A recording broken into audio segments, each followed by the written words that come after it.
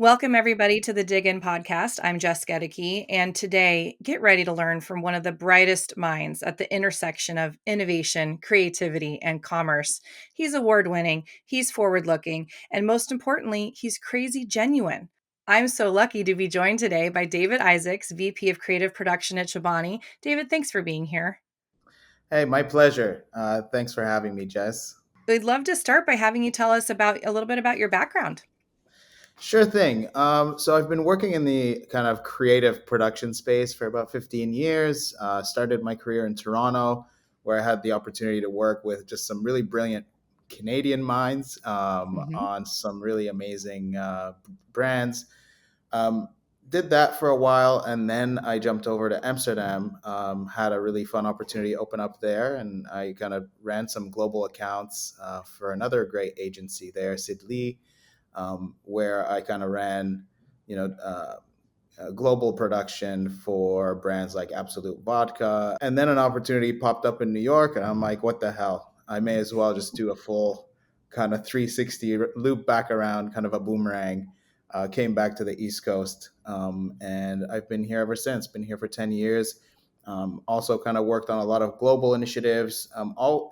Always kind of working, like you said, at the intersection of like commerce, creativity, and innovation. So Mhm. I'm really passionate about that kind of stuff, and started working on different brands, and eventually, about 6 years ago, made my way over to Chobani, and I've been there ever since. So actually, last week was my 6 year anniversary there, so Oh, it's been going congrats. well, and every year is a new challenge. So Oh, yeah.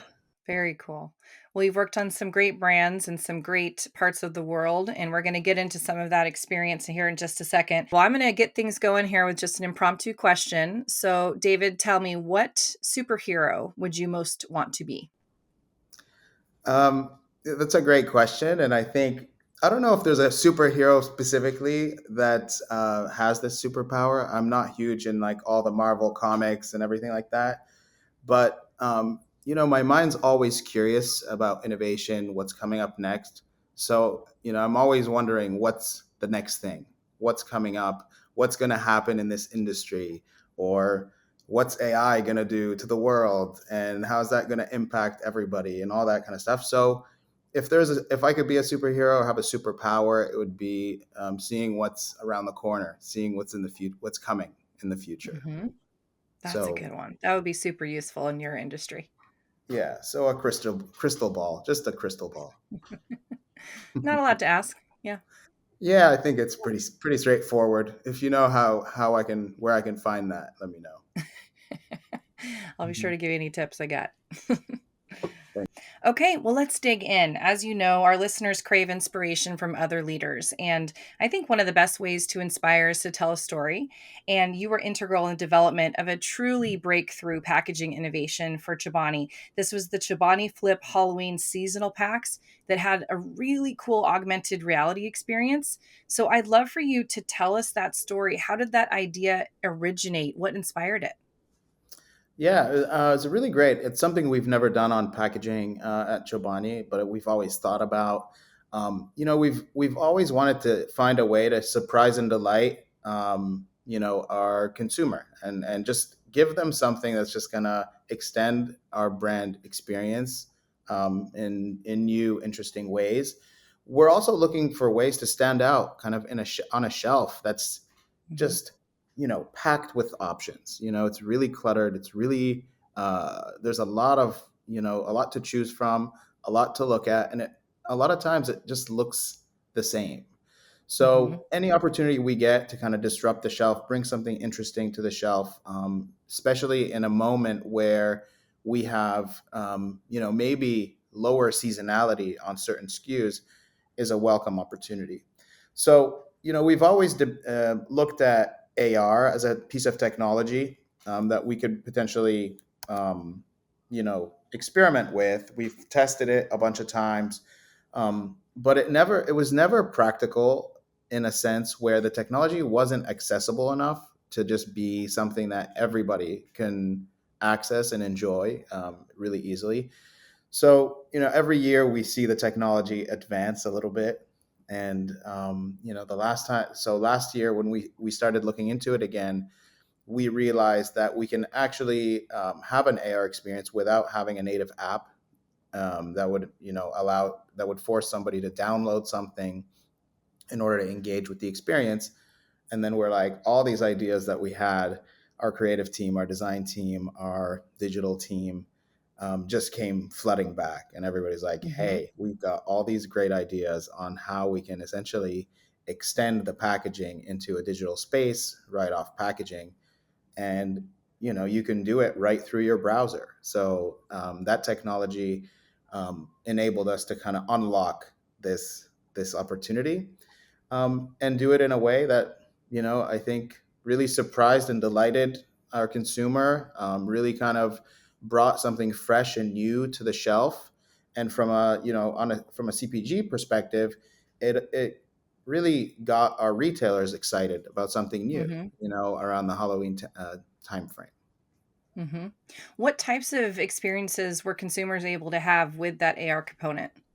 So we kept it pretty simple actually, and we after testing it a lot, we realized that actually a simpler gaming mechanic is probably going to be more successful. But we tried to recreate the trick or treat experience virtually.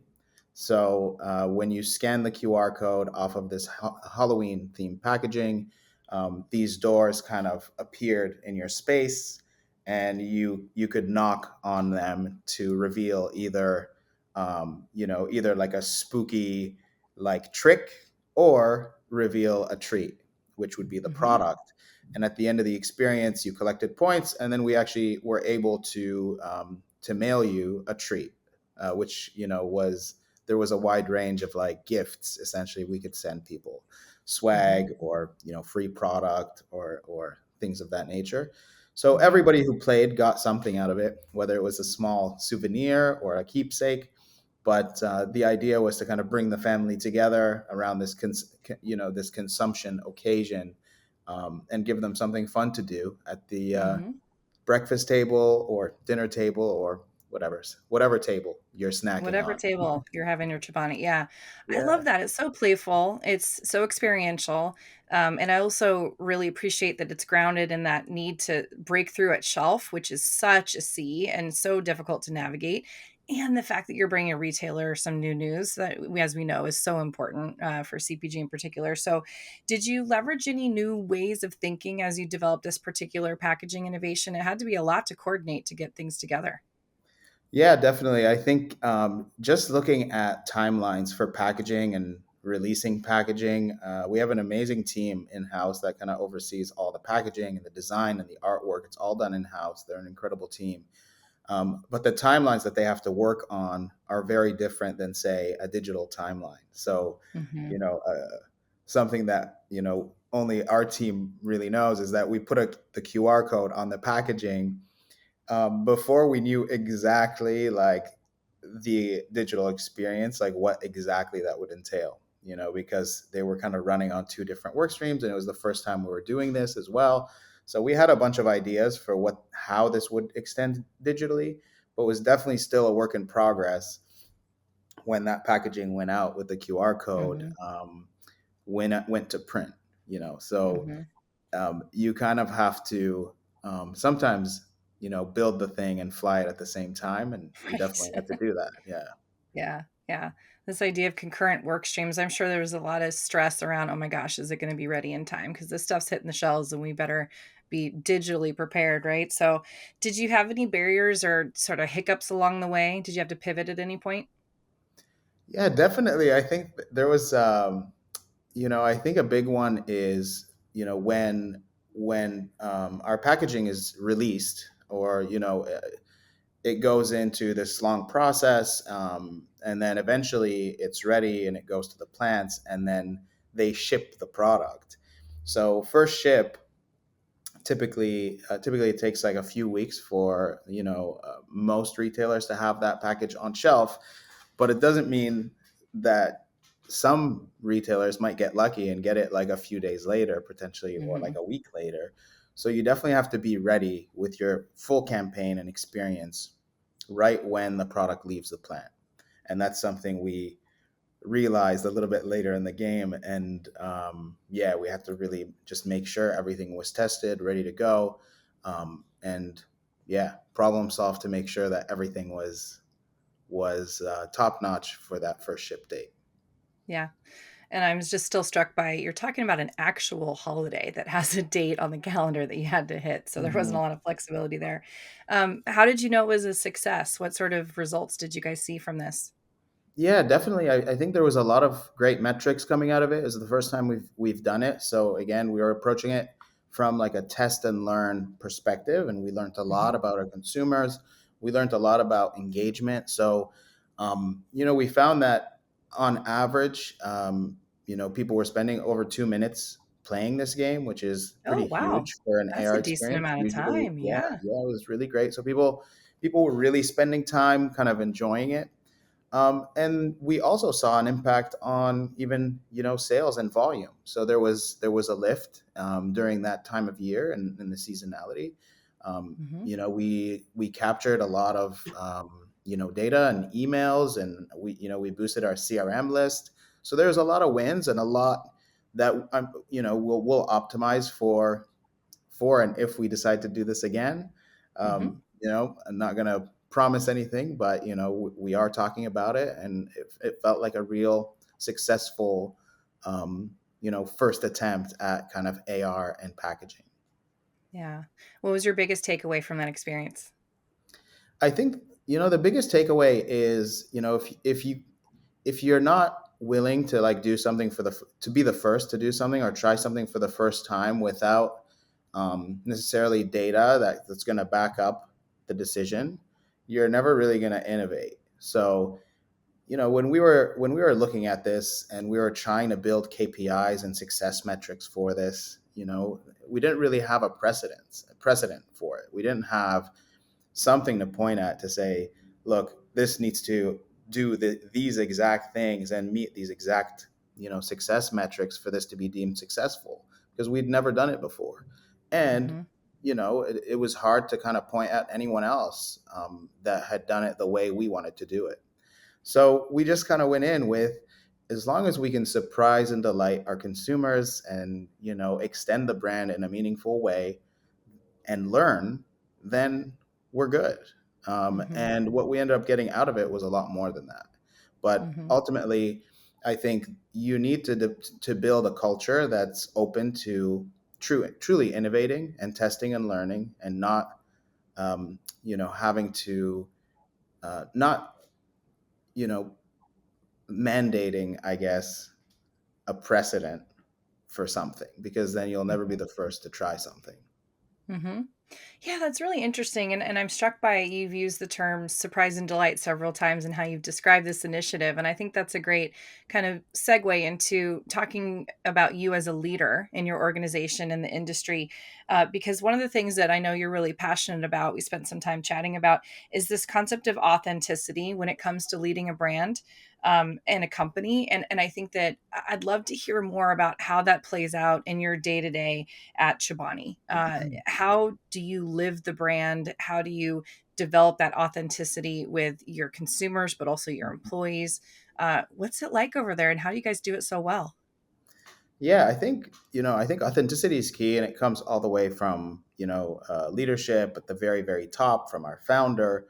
Um, Authenticity is really about bringing in the right people and empowering them and listening to them, because ultimately we're all everybody who works at Chobani makes up the voice of Chobani. If we want to be authentic to the world, then we need to really allow you know the sum of its parts to express themselves. Also having investing in a culture that's you know encourages, again, this test and learn mindset, that's not built on fear, I think really allows people to express themselves more freely, and you're going to get a much more authentic voice from doing that. Hmm.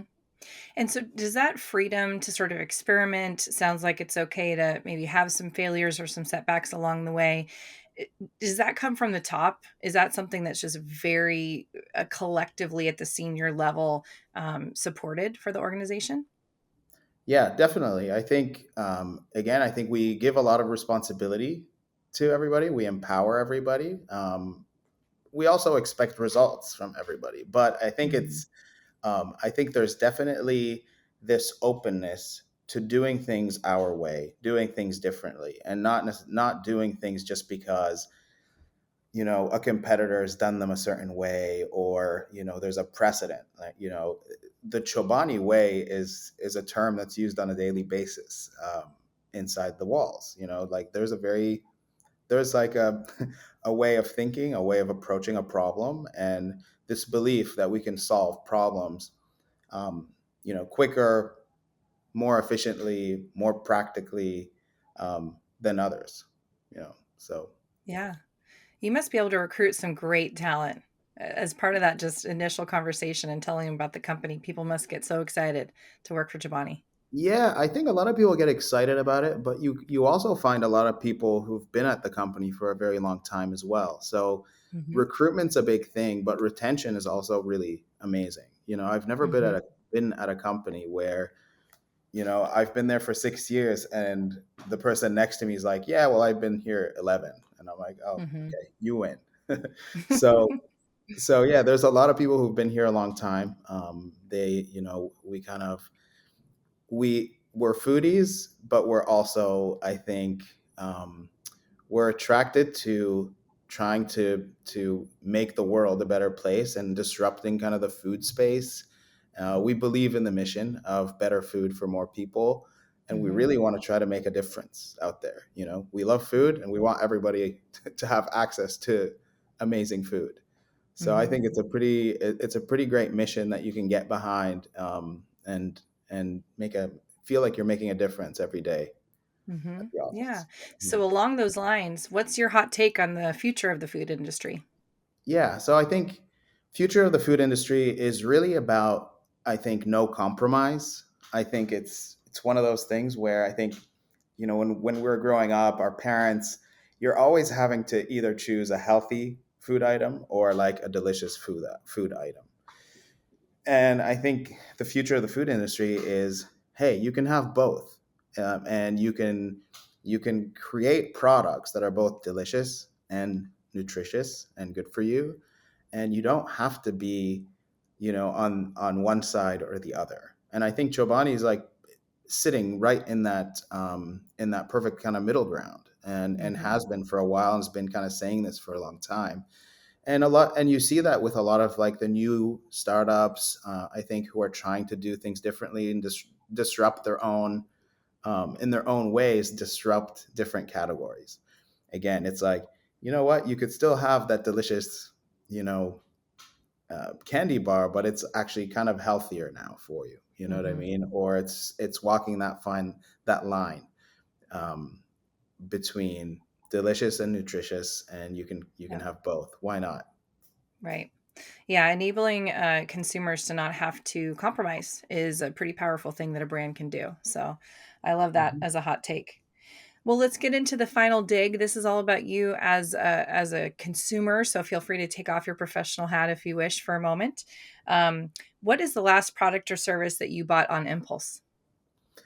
The last product I bought on impulse, well, the last thing I bought on impulse was actually at a book fair. I bought this poster of all these retro signs in my neighborhood in the Lower East Side in New York, Oh, which I cool. was like, hey, I see these everywhere. But somebody kind of went around and kind of photographed them, illustrated them, and I have this Mhm. poster now that I plan on framing, putting up on my Mhm. wall. Um, and then in terms of, yeah, last thing I bought on impulse, would have to be, a at Trader Joe's, these vegan, ice cream sandwiches. Ooh, how'd they turn out? Pretty good, yeah, yeah. Yeah. I'm into it. I'm Nice. always trying something new, at Mhm. TJ's. I'm one of Oh, those. and they're great for that, right? Yeah, I mean, Yeah, we should do a little data cut of that question and see how many of our impulse purchases have been at Trader Joe's because they're Hmm. great for that. Well, and I'm glad you didn't have to compromise taste over the health with those Hmm. vegan ice cream Yeah. sandwiches. Yeah. What's a category or brand that you could rationalize any price point for? You just have to have it in your life. I'm so lucky to live in a city like New York where I have access to art all around me. There's inspiration all around me. But to me, I need my weekly dose of just, Hmm. art and creativity. And, you can't put a price tag on that because I Hmm. think it keeps me driven and fueled to kind of want to, make better work. Yeah, that's refreshing, and I'm sure you're looking for constant inspiration in your role, so that makes a lot of sense. Brands have distinct personalities, as we know. So, what's a brand that you would love to date, and a brand you'd love to marry? And they don't have to be the same brand. Well, I think I'm kind of married to Chobani at the moment. Yeah. Yeah, but a brand that is just seems like a real fun time right now is Liquid Death, and I Hmm. think they just seem like they would be a blast. Like they're just Hmm. having fun. They have a great mission. They're breaking the mold in the category. Like even today, their Earth Day post was a spoof on single use plastics. It's pretty smart. So yeah, I think that would be a Oh, I great gotta brand. check that out. Yeah, Hmm. I always think about like the original pitch of that that product and that concept. Like, I got an idea, and it's called Liquid Death. It must have been Yeah. so funny in the early days. Hmm. Um, Awesome. Well, what keeps you inspired at work, David? Honestly, I think inspiration for me, I don't look at like a lot of what's happening in the industry per se. I keep track of, other campaigns and other work, but I find the best inspiration for me comes from, again, going to little art galleries or spending time in nature and kind of disconnecting a little bit, disconnecting from the day to day and letting my mind wander and be curious and then coming back just like recharged, so you got to recharge, I think, your batteries by not being plugged in all the time. Hmm. Yeah, that's great advice. And we so appreciate your perspective today. Thanks so much for joining me for this conversation. My pleasure, thank you.